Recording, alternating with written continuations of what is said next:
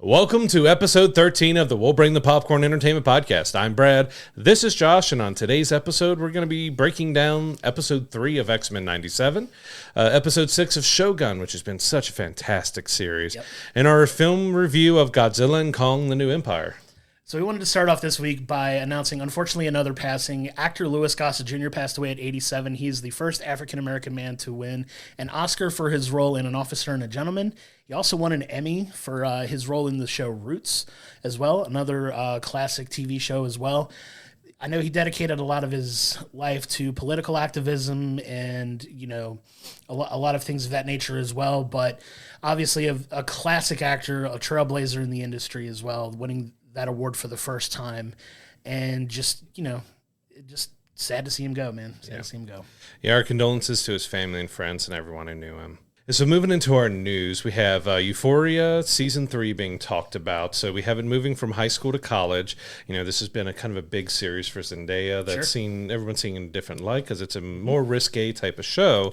But they don't know if Season 3 is going to be recorded anytime soon. There's actually a member of the crew and the cast who said they're wondering if it's even going to be made because there's a lot of Zendaya's time is taken up because we learned kind of through this that she's committed to doing Spider-Man 4, and we're learning that Spider-Man 4 is going to be filmed this fall. Yeah, that's a big development too, because we've heard rumors of, is Tom Holland going to come back? It sounds like he was going to, but nothing official on Marvel's end. But it does kind of feel like that is going to start affecting shows like this. And obviously Euphoria, obviously a breakout for Zendaya, but it was the breakout for Sydney Sweeney as well. Like, you know, she's, we make jokes about Madam Web constantly, but she is a big name in Hollywood now as well. But she broke out from that show too. So she could have projects that could interfere with it as well. But it does seem like a little bit that Zendaya may be holding up production on it at this point, but that's exciting though. So we get, you know, obviously neither one of us were huge Euphoria fans, but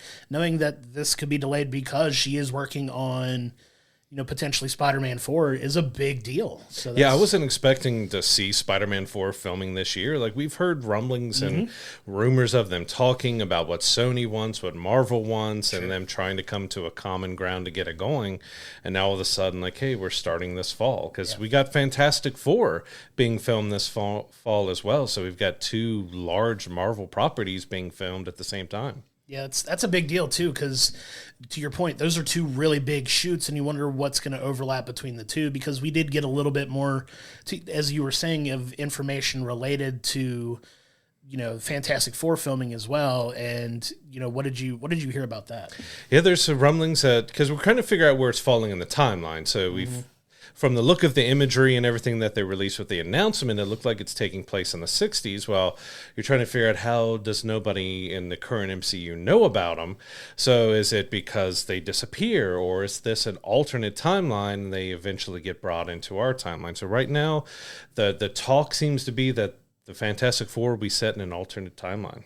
Yeah, and it's going to be fun to see how they integrate with everything that's going on now, as opposed to what's going on in their timeline too, because there's a lot of creative leeway you could take when you're dealing with multiverses and different universes and different timelines and things like that, especially with, you know, shows like Loki really playing with that, like jumping to different time periods and affecting things that way. And it seems like they're going to lean heavily into that more as well, which, if it's anything as good as Loki has been, I'm more than excited for it. Yeah, and we don't know what Deadpool and Wolverine is going to do to the multiverse and the timeline and everything here, because it's clearly playing with everything, but is there anything solid that comes from that film that they're going to expand on from there, or is that just going to be a lot of fun cameos using that as, you know, its groundwork? So it's going to be interesting to see if Deadpool and Wolverine has any pull for films that are starting to record right after it's out. Of course, they already know what happens in it, so they can plan for anything like that. But it's going to be really interesting to see how they play with these different universes. Yeah, so it sounds like filming of those is going to impact some of these other projects as well. Like you said, with Euphoria being delayed at this point, we don't know when that's going to come out as well. I'm sure HBO will try to hopefully work around, you know, Zendaya's schedule as well to film other stuff while she's off filming that, hopefully, because I know a lot of these projects tend to overlap simultaneously, and they bring these people in when they can. That's got to be difficult, jumping from one shoot to the other, to this, to that. And And, Zendaya's super talented, so obviously she can handle it. But just seeing how, all of those are going to line up, it's going to be interesting to watch for sure. Yep. So moving over into some horror news this week, it's been announced that there's a new Chucky film in the works. So they've done like a new TV reboot of Chucky as well that's been very successful and popular on Sci-Fi and USA Network. A couple seasons in, they're getting ready to premiere the new season, but it sounds like another film is getting made, but it may not necessarily be connected to the TV project. Yeah, the Chucky universe has always confused me because I was always understanding that there's like two different groups have control. So I think one group is doing the TV stuff while another group is doing the films, but I may be wrong because we've had Mark Hamill voiced Chucky. Mm-hmm. We've had a few different voices. We've had a few different like reboots and different ones. So I'm kind of a little lost on which film this is going to be. If it's going to be on the main line series, or if this is something like brand new with new actors and everything else. Yeah, I've enjoyed what I've seen of the TV show. I've seen maybe half of season 1. Haven't gotten through watching all of it so far, but what I've seen has been pretty enjoyable. But it's been a big hit. So the fact that they're rolling it into another film, it makes sense to me, but it doesn't sound like it's going to be connected necessarily to what the TV show's doing. But I don't know. Like those tend to do very well when they come out anyway. So it's gonna be exciting to check that out. It's another series that just like Jason and Freddy and Chucky and stuff, they just will, or Chucky. This is Chucky, that it just won't die. Sure. Like they're going to continue on for a very long time until they stop having any popularity at all. Like they're just going to keep going. Yeah, and we'll keep an eye on that and continue to bring details of that as it's been, provided to everybody. But kind of piggybacking off that to another sequel series, it sounds like Courtney Cox is in talks to return for Scream 7. Now, we have mentioned that Neve Campbell is returning to play Sidney Prescott, so it sounds like Courtney Cox may be coming back as Gale Weathers as well. So it seems like they were trying to go towards the newer, younger cast, but with that falling apart, they may be falling back to the previous cast that was successful as well. So it sounds like she may be coming back too. Yeah, and it's going to be interesting to see what they do there, because it's how many times and how many films can these main stars with Neve and Courtney's characters survive? Sure. Could this be the final call for both of those? Or, we don't really know what the story is. As like you said, with Scream 6 and last few, we were setting up this new younger group, but that kind of younger group is now no longer part of the series. So what they do moving forward, it's going to be interesting to watch to see what they try to do after this fallout that's happening. I'm telling you, Halloween H2O, they got to go that route. Just knock them off early, shock everybody, and move on from there to another new cast if you want. But that would be my preference. But I don't know. We'll keep an eye on that as well. Those movies are always popular when they come out. It's one of, if not the most popular horror film franchise of all time at this point, especially from a domestic box office perspective. If I'm not mistaken, I may be speaking out of pocket on that, but I think Scream is number one as far as dollars earned at the box office. It always does really well. Yeah. So the films do well. You kind of get why they go back to that well when they can. So it's a moneymaker for them, but we'll see what kind of story they tell at this point. Yeah, kind of keeping with horror here, we have Stephen King, the king of horror, has The Monkey coming out. So an adaptation of his Monkey novel. So that's got Theo James, Tatiana Maslany, Elijah Wood are set to star in the adaptation. It's all about a set of twins who find their dad's monkey toy in the attic, but then, some mysterious, gruesome deaths begin to happen. So it's another, interesting book to adapt to Stephen King's. Yeah, and I've read the book. It's a fun book to read. It's a great story. I'm excited for them to actually adapt it into a film. Some of the practicality in it maybe need to probably be tweaked a little bit, but it's a really good story. Like you said, Stephen King is the king of horror writing, so a lot of his films tend to be hit or miss, though, when they come to film adaptations. With the Tower series with Idris Elba didn't do all that great, but the books were phenomenal. But there are other instances of several of his books being successful. But this one I'm actually excited for because it is a really good story, and to see that they're making a film of it finally, it's pretty exciting. Yeah, it's interesting to see too, because I believe there was a more recent version of Salem's Lot that was being made, but it's kind of been in limbo. Like we don't know when we're actually going to see it. It's, as far as I know, it's done and it's ready. but the studio is kind of balking on exactly what they want to do. They want to release it on streaming? Do they want to release it in theaters? Or do they even want to release it at all? So it's interesting with that in limbo, we're seeing another Stephen King adaptation move forward. And that'll be fun to keep an eye on for sure.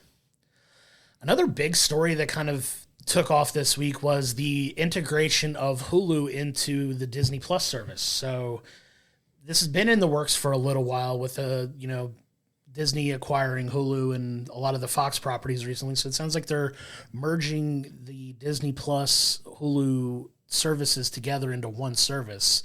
And it's not without its issues out the gate for sure.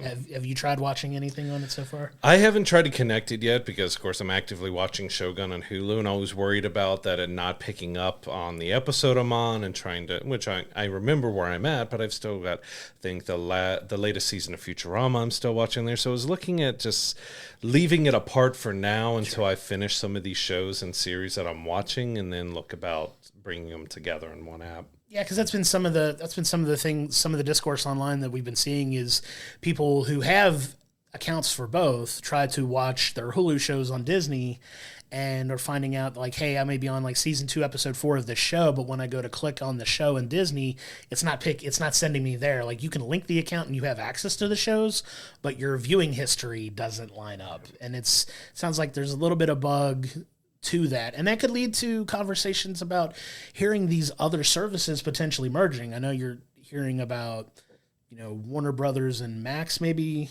merging, or Paramount and Max, I believe. There's been different talks about maybe Universal buying Warner Brothers. There's been quite a lot of talk of all these different streaming services. We had was it Max and Discovery came together? They did, yeah. And so we're seeing a lot of merging as we've come out to hundreds of streaming services now. And now their studios are realizing, okay, us having all of our content separated is causing us a lot of extra money. So now we need to bring them together. So it's going to be interesting to see if more with Disney or other services are really combining. And if we're getting one price, because as far as I know right now, you still have to have a full subscription to Hulu and to Disney Plus to combine them. Yeah, and that could be problematic for people as well. They have broken out some bundle packages as well to kind of allow you to have access to both if you're a first-time subscriber and things of that nature. So I don't remember what the prices are, but it seemed fairly reasonable. I think there's a tier you can buy with ads and without that everybody offers, but it seems like they're going to bundle those at this point. So something to keep an eye on if you want access to both. The libraries of both are great. Hulu's got a very underrated library in my opinion, but seeing them merge together is great, but it's not without its limitations, at least right off the bat. Yeah, and one thing I'm not sure of is because Hulu has live TV as well, exactly how that's being handled through the Disney app integration, because that's, quite different than having an on-demand library. Right. This is all live TV channels. So I don't subscribe to it, so I haven't seen exactly how Hulu Live TV will work on the Disney Plus integration. Yeah, and with them being partnered with ESPN as well, that could be something that they have to figure out too, because they do have the ESPN package as well. There's been some talks of, at least on a sports end, a few of those companies coming together for some kind of sports service as well to kind of maybe funnel everything there perhaps, but it's definitely something to keep an eye on because you see it's an ever-changing landscape in digital media anyway, but to kind of see where all of these companies are going is definitely something to pay attention to, and hopefully they do a good job of getting that information out to people so you don't wind up like confused as to where you can find things, like because it's getting to that point now where it's just as expensive now as it was as having traditional cable, and that's becoming problematic for people. And where the bubble's going to burst on that at some point, and what people want, because it does feel like everything's getting more expensive, but it's going to be interesting to see how they all shake out. Yeah, plus also more fragmented, as you kind of mentioned, that you've got to Google and search to find where is this show streaming, where is this movie streaming, does Netflix have the rights, does Paramount have the rights, because you've got some Disney shows that are on other services, because before the Fox merger you also have Sony, you have other things that they deal with are not always going to be found on the Disney services or Hulu services.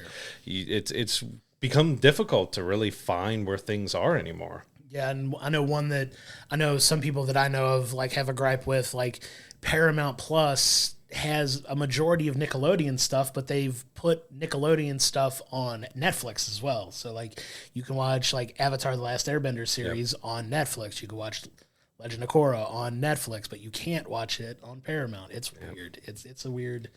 It's weird with like individual shows, but the same properties being funneled. It's all a money grab for these companies at this point, but yeah, there's not a lot of streamlined, easy to find. Like Harry Potter bounced around to 4 different, I think, streaming services at one point too, before it wound up settling where it settled on Max. But it's kind of all over the place. Hopefully, we see within the next few years as they're looking harder at their streaming services that we get something that's much more streamlined, so it's much easier to follow where your favorite shows and films are ending up. To move on to our next story, Austin Butler has signed on to star in Darren Aronofsky's next film, Caught Stealing. So he plays a former burned-out baseball player who ends up getting caught up in the criminal underworld in 1990s New York, which give me baseball, give me Austin Butler, and give me some crime drama. I'm there for it. Yeah, Austin Butler's great. We've enjoyed a lot of his recent work, especially, we're big fans of Dune Part 2. Which he was absolutely brilliant in, and it's exciting to see him take on this film. Darren Aronofsky makes some really solid films as well. Absolutely. I've enjoyed a lot of his work, so I'm excited to see where he takes this one. I don't see how much of the baseball is going to play into this, but hopefully a little bit more. But maybe we get some flashbacks of him playing or something, because, I mean, they're hammering home that he's a former baseball player, but you're just going to see him swinging baseball bats at somebody or something. Like, how important is that to the story of what he's saying? Is he caught up in gambling or something? Maybe it could be, but we'll see. But it sounds exciting. Like I said, we enjoy Austin Butler's work. He's been in a lot of things we've enjoyed watching of his lately. So excited to see the next step in his career and see what this film comes out looking like.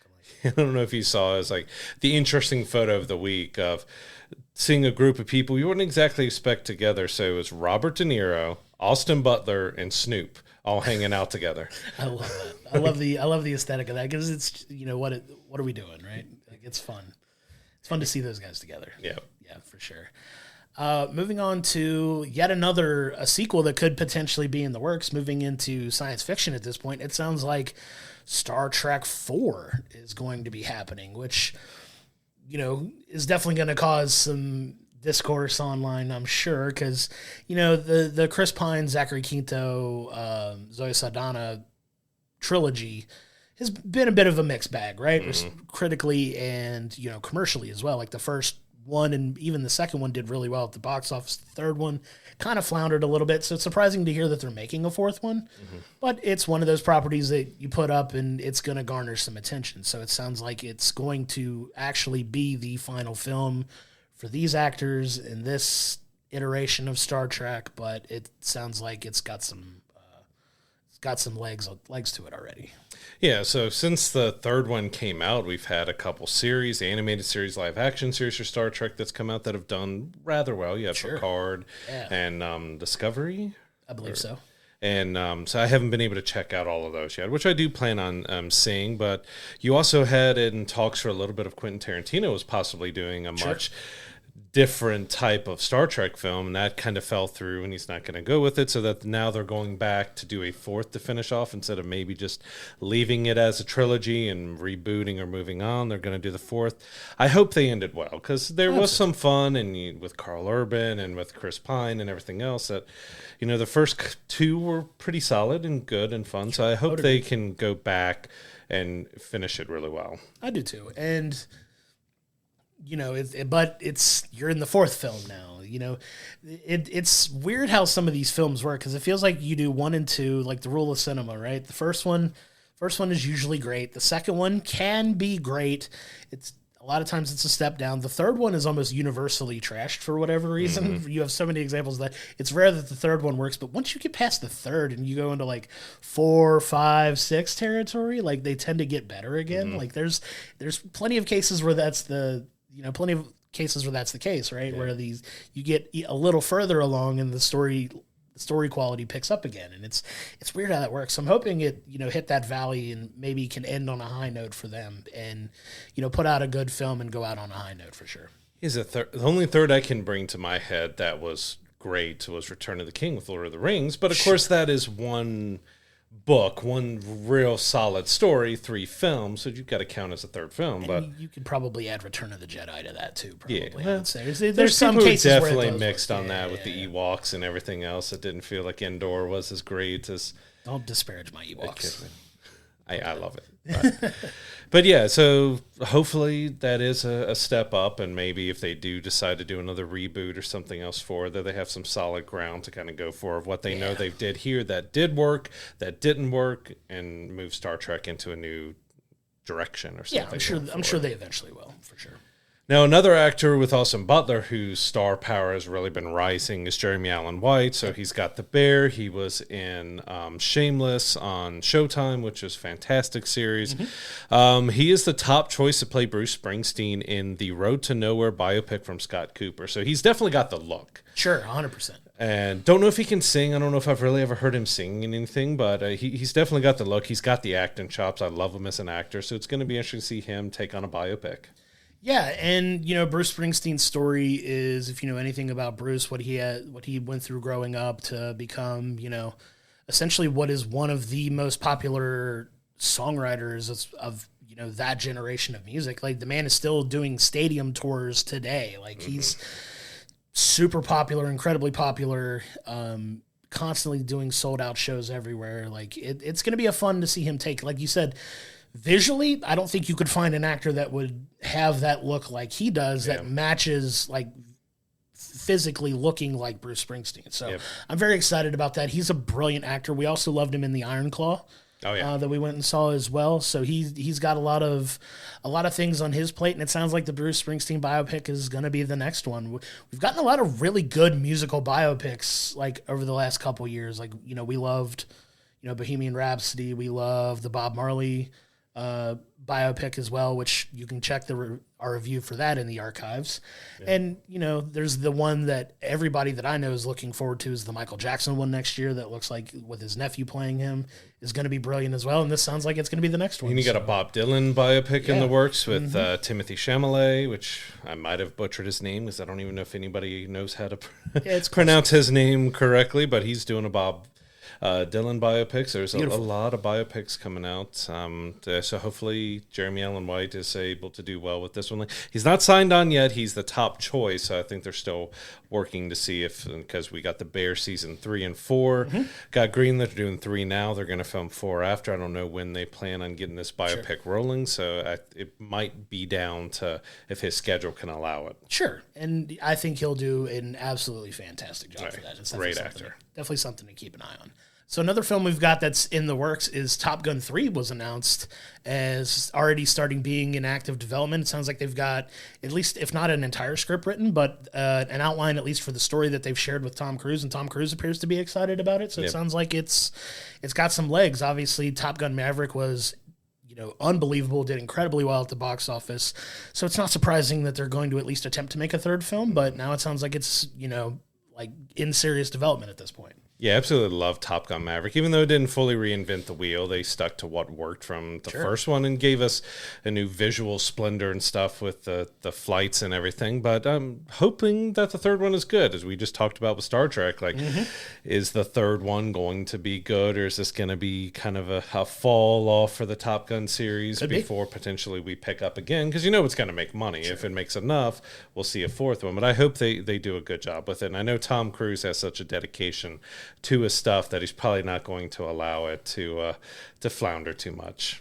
Well, hopefully not. And they did mention that currently he's filming the sequel to the final installment of the Mission Impossible series right now, which does take a lot out on his body. So they're kind of letting him get through that and maybe recover from shooting that before they go into active shooting for this one. So that's exciting though, because it sounds like it could be potentially 2026, if I were to guess, is when the next Top Gun film will probably come out, because it'll probably shoot later this year into next year and then probably come out a year after that. So it'll be exciting to keep an eye on. Like, I love Top Gun. I love Top Gun Maverick. I know you and I saw it multiple times in the theater.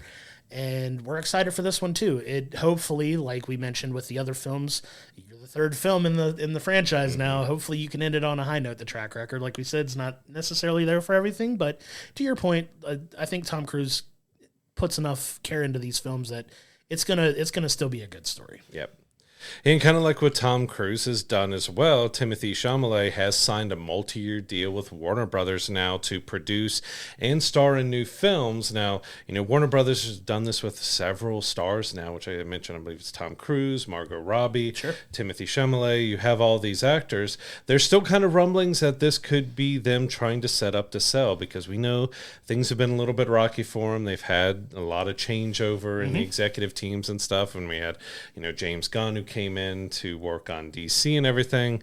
This potentially could be another move by them to show that we have all this star power that's going to producing and starring in our films to help get it bought, because there's been rumors for a while that Universal might be looking to take over Warner Brothers. So it's curious to see exactly, because you get deals signed all the time, but these are a lot of big name actors that they're signing like one after another to do a lot of films for them. Yeah, and that's not unheard of in the history of film, right? So there's a lot of times that these actors will sign deals with these studios to do X number of films. A lot of more recent iterations of that have been like actors signing on to do multiple Marvel films or doing multiple Marvel movies and TV projects and other things like that they'll sign on for.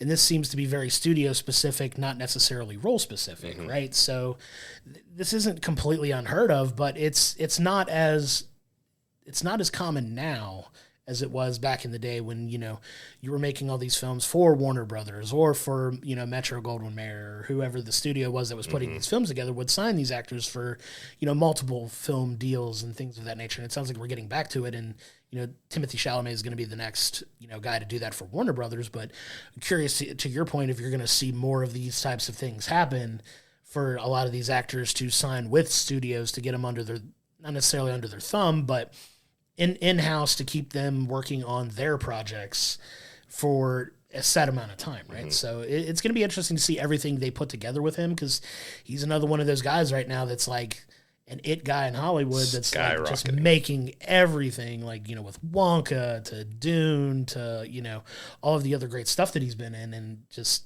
continuing that relationship is good for them. And to your point, if they are looking to sell high, that's a nice ace to have up your sleeve for any potential buyer that could buy this company. That's like, hey, we've got one of the top actors in the industry right now exclusively working for us. So if you're wanting to acquire our studio, he's coming with it. He's part of the package, and that would drive up the price for what they're wanting to sell for. Yep, absolutely. Yeah, so it's definitely something to keep an eye on.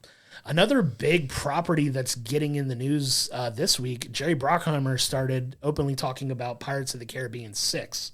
So there's another sequel that's coming out and in the works, but he was a little vague on the details. So he mentioned that it could potentially be a reboot. He didn't say whether or not Johnny Depp would be involved in it, but there's been some speculation as to what this sixth film will actually be. Yeah, because there was rumors for a while that, everything that happened with Johnny Depp and Amber Heard, and, after their court case ended, he was kind of blacklisted from Disney, dropped from just about everything, dropped from Warner Brothers, pretty much dropped from everything. And, when you think of the Pirates Caribbean movies, you think of Captain Jack Sparrow. So there was talks about, what a female-centric Pirates of the Caribbean movie happening with potentially him coming back to just cameo and pop up here and there. But it does kind of sound that they're leaning more towards a full reboot, that they're just going to recast it, they're going to restart it. And that might be the best way to go now, because it does feel like studios aren't still sure what to do with Johnny Depp, even though he won his case, but there's still a lot of gray area with all that stuff. I'd love to see him back as Jack Sparrow, but it may be time just to try to restart it if they're going to do anything else with it. Yeah, it almost feels like if they want to do a reboot, I'd almost say move completely away out of that timeline if you can, maybe to a different time even, like maybe 50 to 100 years before then in the pirate world, you know what I mean? So it could make sense to do it in that case, but yeah, we'll keep an eye on it. It's a very, very popular multi-billion-dollar franchise, so I'm sure they're not making these decisions lightly, but to your point, it's a harder sell if Johnny Depp's not involved, I think, because of his massive star power and how tied to that franchise he is. Like you said, Jack Sparrow is like the penultimate character in that film franchise. So a hard reboot, we'll see how people take to it, but it's still, it at least is at the forefront of their mind to start actively working on at this point. So we'll see if Johnny Depp's attached to it or not. Yep. So we've kind of had rumors for a little while now that an animated Venom film is going to be coming out by Seth Rogen. Well, Tony Todd, who most recently voiced Venom in the Insomniac game Spider-Man 2 video game, he's thrown his hat in the ring like, hey, Seth, I want to voice Venom. And he's got a fantastic voice. He's awesome as Venom. So I'd absolutely love to see him be able to take on that R-rated Venom film. Yeah, and the game itself was incredible. He's a great voice actor. In my opinion, Tony Todd will always be Candyman. That's always going to be what I'll remember him for, and haunting my nightmares for a while when I was younger. But incredible voice actor. That's going to be a fun project that could be a lot of fun as well, like an R-rated animated series. There's starting to be more of those now, getting a little more popular now with like Invincible on Amazon, with the Harley Quinn series on Max. So getting a Venom type series like that, it could be cool, especially if they go a little darker. Like my favorite of those type will always be Spawn. I love the Spawn animated series that HBO did back in the day. That was amazing.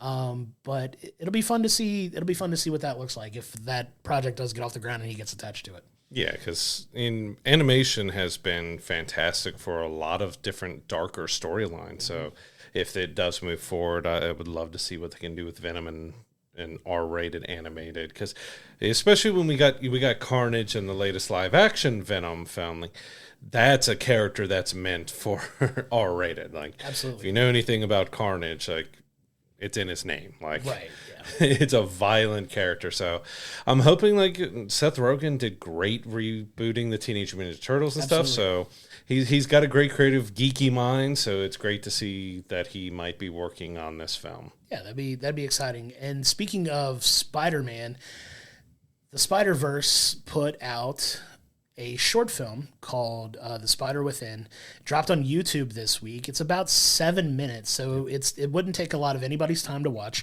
But like we mentioned it before last week, it came out. It touches on the subject of mental health, which we are both big proponents of. And I thought it was great. It was very short. It told a very short, concise story. It had a nice message attached to it. What did you think about it? Yeah, I thought it was great. I mean, of course, the animation and everything with it. Like, I absolutely love the Spider-Verse films because the animation, the flow, the movement, the look, the colors, just everything with it is so incredible. Like, everyone who's worked on those films have done an incredible job visually bringing that together. The actors do a great job. And you have Miles and his dad, and his dad wants to watch some horror films with him, but Miles really just isn't feeling it. And we kind of get to go through his panic attack, his anguish and things that he's going through. And it does have a great message that, even superheroes, people we see that are indestructible, strong, and even though he's a kid, they need someone to talk to. They go through stuff. They have stuff that haunt them that work. I mean, we have many storylines of superheroes where that's their core thing is what haunts them. But it's going deeper into the part like, hey, I need help. I need to talk about it. I need to get this off my chest. I can't keep all this bottled in. And I thought it was a great message that they ended it with. And like I said, it was just beautiful to look at, too. Yeah, absolutely. It was a lot of fun and definitely worth your time to go check out. So you can check it out on YouTube. Just check out The Spider Within. Go and search it. It's, like we said, a very short video. It's only 7 minutes, and that's with the credits at the end. So I think the actual length of the short film is like 5 minutes, 5.5 minutes maybe. Yeah. And it's definitely worth a quick watch, I think. Yeah, especially if you like the Spider-Verse films with Across the Spider-Verse and Into the Spider-Verse. There's no reason not to check it out. Yeah, absolutely. Heading into our TV breakdown for this week, we're starting with X-Men 97. So we're in episode 3. Slight spoilers if you didn't watch the premieres. Episode 2 kind of ended us with a cliffhanger because another Jean Grey showed up at the door. So now we have 2 Jean Greys. What are we getting into with this storyline? And then we kind of come to find out we've got the Goblin Queen storyline with Mr. Sinister and cloning and everything else that popped up. And I enjoyed it. Like, it's a different kind of, a little bit of a horror twist, mental craziness. You got to see a more, witchy Jean Grey with the Goblin Queen and with how she acts. And you got some good banter behind the characters. But I love Mr. Sinister as well, so get to see his creepy in the shadows work being done was a lot of fun. That's a character that's perfect for animation, right? Because that's a hard character to adapt in a real setting, and they do such a good job. The animation style, I absolutely love the animation style of this show, and you get more character development here because you've got Jean and Scott in the previous episodes plotting to start their new life with their new baby and leave the X-Men, and then you see Jean Grey come in and just kind of throw a wrench in it. Is she the real Jean Grey or is she not?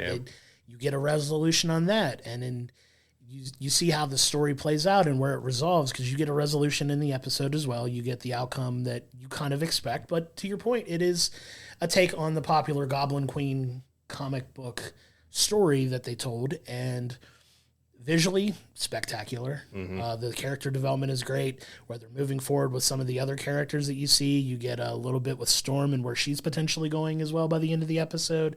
It's a lot of fun, man. I'm really enjoying like this throwback to a show that I loved so much as a kid, and getting new fresh stories in that kind of world that we're getting now, and it's a lot of fun. I'm really enjoying it. Yeah, and I like that we also got to see the Phoenix, pop up again, and see just, I was the Phoenix, and they're kind of battling out, like, who is the real Jean Grey? No, I'm the... Wait, were you? Was I? Was I the Phoenix? Were you the Phoenix? And because that is a confusing storyline, but I think they did a good job of explaining it, figuring everything out, and left us in an interesting place going forward, because, we do have a lot of shifting and changes. We have two Jean Greys out there, one going on with her Madeline Pryor alter ego, and going on more for her stuff, which I'm assuming we're going to see her again. That's not going to be the last, because there are a lot of interactions that happen with her in the comics outside of the main core storyline. So I loved it. So far this has been such a great reboot. It pays so much homage and respect to the original series, to the comics, while bringing us a few different twists and changes, and bringing different aspects together, like Magneto's more looking like his House of M version, and we're seeing a lot of changes with that, but it's been a lot of fun. Yeah, for sure. I've heard a little bit of discourse about what Magneto looks like in this, and people feel a little bit of ways about it, but it's still a great character. We lean heavily into Jean Grey in this episode, obviously, but the whole team gets involved, and it's a good time, and it's a good episode. It was a great story that they told real quick. I'm excited for episode 4 as we move forward, and the rest of the stories they're going to tell, and what else they're going to adapt for the rest of the season. And it's been fun, man. I've enjoyed it. And we still got a few more threads with probably one of the more controversial storylines that they had with Magneto and Rogue, with potential love interest in there. Not a lot of people were fans of it in the comics, so it seems like we're going that route, or maybe they're just toying with us to think that we're going to get that storyline, and we're not. But there are a few more threads with these characters that are still being played out, and we got to see Wolverine's reaction to two Jeans and stuff, and how he's handling it, because we know he's still got his love for Jean, and there's 2 of them now, and it's like, ooh, like what do we do here, right? And obviously I'm rooting for my guy Gambit. Gambit's my favorite X-Men character, so it'll be fun to see where they go for the rest of the season of this, though. I'm excited. So episode 3 of X-Men 97 is available now on Disney Plus. New episodes drop every Wednesday. So moving on to our next show, we have episode 6 of FX's Shogun. Now we get a continuation from last week into this week. It's a little more focused on the women in this episode, specifically Mariko. A lot of her story gets continuation on this. You get a little bit of background into Lady Ochiba at this point, and what causes her to feel the way she feels about Lord Toranaga, and why she's doing some of the things that she's doing. But it's another great step in this season that you and I are both completely enthralled with at this point. It's such a fantastic series. Like the writing, the dialogue, the acting, like there's nothing that I could tell you is done wrong in this series. Yeah, I agree. Everybody fits their role and everything so well. And it was kind of good to get a little bit more into the women, because as we've talked about in the past, like women aren't treated with great regard in kind of this society. They're more people to the husbands use, and they're there for the family and the household and the husbands.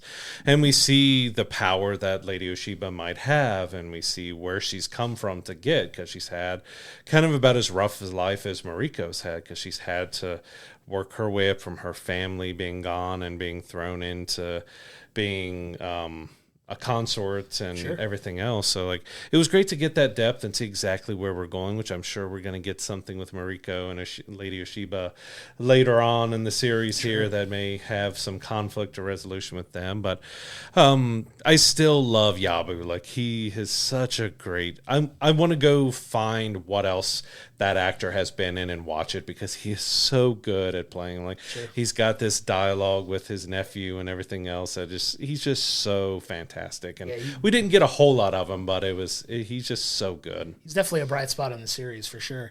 But to kind of piggyback off of what you were talking about, there is in my opinion, a very powerful scene between Mariko and Lord Toranaga, where she's talking about the war that women in that time period fight all the time. Like she talks about why men go to battle and the things they fight for, and she's like, well, women are always battling. Yeah, they're always fighting. Like it's such a great line and such a great like dialogue back and forth, because they do kind of have a little bit of a unique relationship between Toranaga and Mariko. Like she's this obedient person who is starting to kind of embrace her individuality a little bit, I think, and it's been really well told, and like there's increased tension between Mariko and John Blackthorne in this episode, and it's kind of playing off this dynamic of, are they going to wind up together? Are they not going to wind up together? Like people are starting to kind of pair them together, and like we're noticing you two are together. Like, is there something more that we're not seeing between you two? And like her trying to navigate that without, putting her own life at risk at that point. But it's such a well-told story right now that it's one of those that I find that I don't get distracted by anything else when I'm watching. Like it keeps me focused on it the entire time I'm watching it, which is what you want from a show to begin with. But there's so many shows out there that you can kind of casually watch and still kind of pick up on what's happening. But on this, you have to pay attention to really get the meat of what they're saying. And it's got a grip on me, man. I'm such a fan. And we got Lord Toranaga kind of being the master chess player, is because he sees kind of all this drama that's going on too. So, at first we got him telling Bontaru, Miriko's husband, like, hey, you need to either divorce her or figure out what's going on. Like, she's being a distraction. There's problems. There's issues. So he orders him to stay away from his wife for a week. Like, you need to just be away. Well, yeah. I mean, you have the fallout of the assault that he put on her. He physically beat her. So obviously they see the fallout from that. And then from John Blackthorne, because he was disrespecting him in his own household, because that was John's house, and kind of what he's feeling dishonor that he did not treat, someone else's household with the respect that he should have, because he got drunk and, started some stuff. But you also got the same side from when he's talking to Mariko, because he's like, all right, we need to... John Blackthorne pitches that I don't want to be here. He ends up giving him another honor because he saved his life and saying, I want you to command the cannons and I want you to be this. But John is still adamant, like, I just want to get on my ship and go, because he's still in his world. He needs to be fighting the Portuguese. That's what he was sent out to do. That was his mission, was to, start this conflict with the Portuguese in Japan. But, Toranaga wants him fighting his war here in Japan, and he just wants to go. And Toranaga's, the way he solves it is like, well, let's just send him to a brothel and help him forget about things. But then you have to go to Mariko. Because you got to know that he knows what's going on between her and John. So it's like he's playing this chess match even with a relationship or with them. Like, hey, you got to go to the brothel with them so you can translate, which was an interesting scene, which could be done in kind of an awkward or weird way, which there was awkwardness, but there was such interesting play back and forth off of everything that happened with those scenes. I agree. It was really well done. We're having a lot of fun watching this. There's only 4 more episodes now. We're past the halfway point in the series.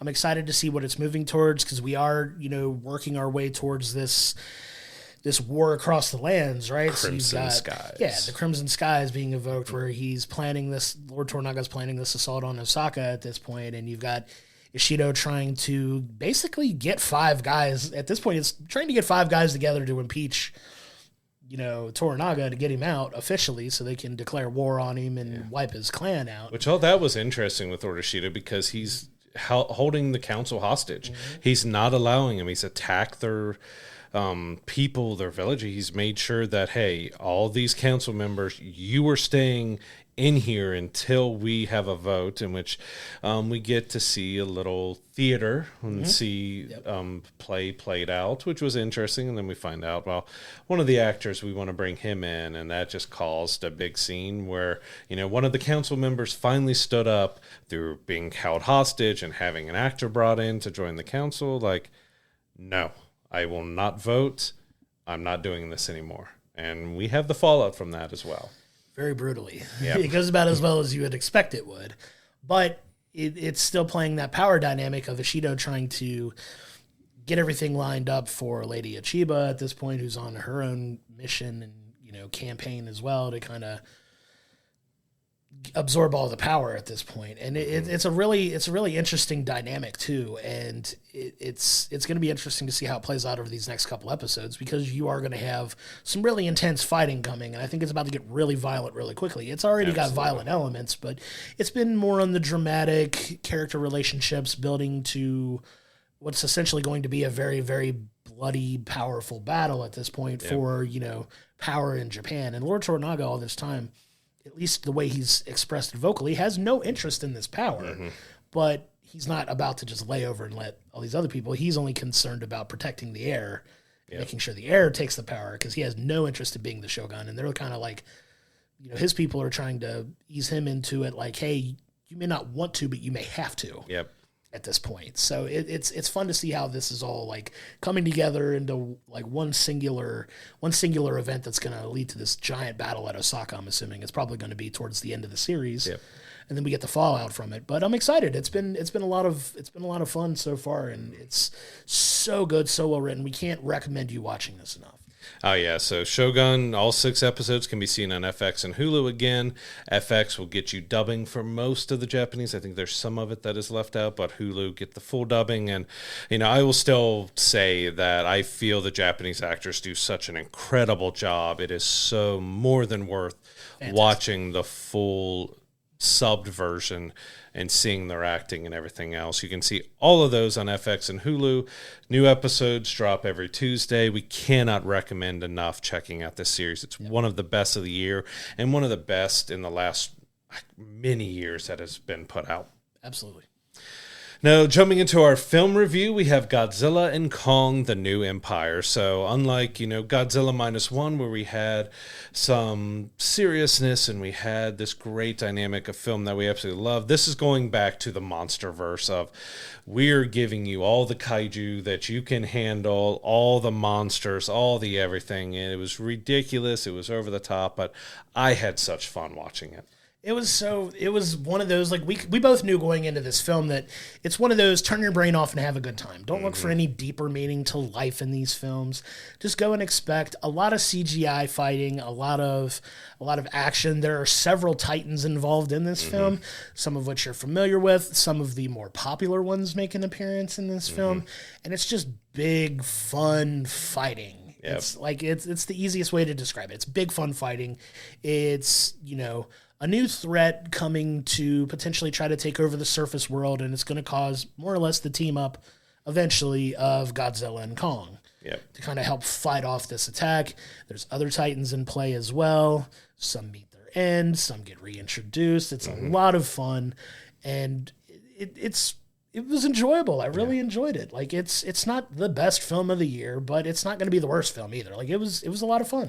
Yeah, and it takes place a little bit after Godzilla versus Kong. So we've got Godzilla is on the surface world. He is on top, doing his thing, helping fighting Titans until he starts feeling something is coming. And then Kong has been in the Hollow Earth, running things down there, and then we kind of see how that goes. But yeah, that's about the extent of the story you need to know. One's up top, one's down below. There's something that brings them together. Like it's got a decent plot and story to it. It's not the greatest, But it just gives us a whole lot of fun. Some ridiculous moments, especially with Kong gets a power up and, other things like that. But we get a little bit more history as well. But I mean, this has been a kind of a great last 12 months for monster stuff because you had Godzilla -1 that gave you the more dramatic, story-driven. Sure.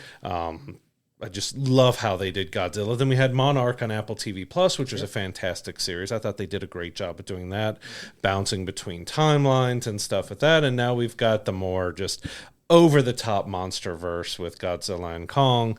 And like I said, just had such fun with it. And I even joked with you after the film that the guy who played Trapper, especially with the ship that they were flying in and the way he acted, like he's a mix of Ace Ventura and Star-Lord. Like if it wasn't 100%. Chris Pratt as Star-Lord, he would have been probably a really fun Star-Lord. I think so too. He had that kind of quirkiness to him that that Star-Lord has. And a lot of that vibrant personality as well. Do you say there's a lot of parallels between the characters?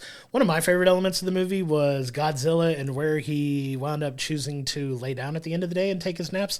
Hilarious. It made me laugh. It was so funny. It'll make sense when you see it, so I don't want to spoil it. It's kind of fun. But some of the Godzilla at some point, you get Godzilla running and jumping at one point, which is a little absurd. But I really thought Godzilla was going to take off flying at one point. Like, he did this leap that I'm like, are we getting like super Godzilla? Right. He's just going to fly. But like, it was that ridiculous, but it was that fun as well. Yeah, and it culminates in this giant surface world battle between, Godzilla and Kong and, the Titan that they're facing off with.